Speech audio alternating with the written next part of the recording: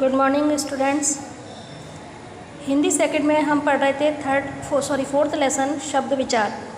इसमें हमने पढ़ा पहले शब्द की डेफिनेशन है ना। तो एक से अधिक वर्णों के सार्थक समूह को हम शब्द कहते हैं। शब्द को 4 भागों में विभाजित किया गया है, उत्पत्ति के आधार पर, रचना के आधार पर, अर्थ के आधार पर और प्रयोग के आधार पर। तो कल हमने पढ़ा था उत्पत्ति के आधार पर। उत्पत्ति के आधार पर शब्द हमने 4 प्रकार के पढ़े थे। तत्सम शब्द जो संस्कृत से हिंदी भाषा में आए हैं, तद्भव शब्द जो हमारे रोज़ की बोलचाल की भाषा में होते हैं, देशज शब्द जो देशी भाषा के होते हैं ना, जो अधिकतर ग्रामीण भाषा में बोले जाते हैं, और विदेशी शब्द जो दूसरी भाषा से हमारी भाषा में आए हैं। आज हम पढ़ेंगे रचना के आधार पर।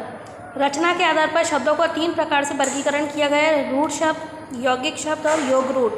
रूढ़ शब्द ऐसे शब्द जिनका टुकड़े नहीं किए जा सकते, है ना।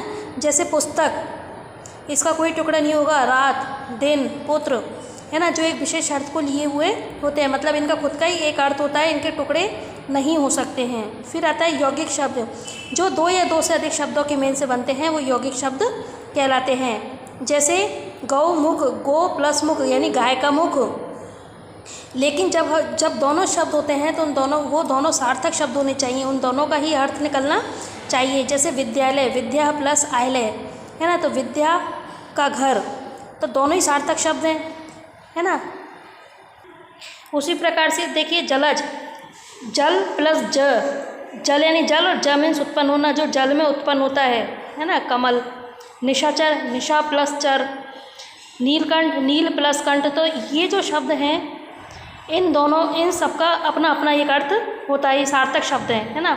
तीसरा आता है योग रूढ़। योग रूढ़ वो शब्द होते हैं जो 2 या 2 से अधिक शब्दों के मेल से बनते हैं, लेकिन वो अपना अर्थ छोड़ करके किसी अन्य अर्थ का बोध कराते हैं, ठीक है। जैसे दशानन, इसका अपन विग्रह करेंगे 10 प्लस आनन। 10 आनन यानी मुख, जिसके 10 मुख हो, तो ये अपना अर्थ छोड़ करके तीसरा अर्थ क्या निकाल रहे हैं? रावण। जलज, जल प्लस ज, ये 2 शब्द हो गए, इनसे मिलकर के एक शब्द बना है। इसका क्या अर्थ होगा? जलज यानी जो जल में उत्पन्न हुआ है, कमल। पीतांबर, पीत प्लस अंबर, पीला है वस्त्र जिसका, वो कौन है? विष्णु। नीलकंठ, नील प्लस कंठ, ये 2 शब्द हो गए, इससे तीसरा अर्थ क्या निकला? शिव, है ना। तो जो अपना अर्थ छोड़ करके किसी तीसरे अर्थ को प्रकट करते हैं, वो योग रूढ़ शब्द कहलाते हैं। फिर पढ़ते हैं अपन अर्थ के आधार पर। अर्थ के आधार पर 2 प्रकार के होते हैं, सार्थक और निरर्थक। सार्थक अर्थ जिसका अगर अपन दोनों टुकड़े करें तो उनका अपना अर्थ निकलना चाहिए, वो होता है सार्थक अर्थ। सार्थक अर्थ। फिर दूसरा होता है निरर्थक अर्थ, जब 2 टुकड़े हों लेकिन दोनों का अपना कोई अर्थ ना हो, वो निरर्थक अर्थ कहलाते हैं।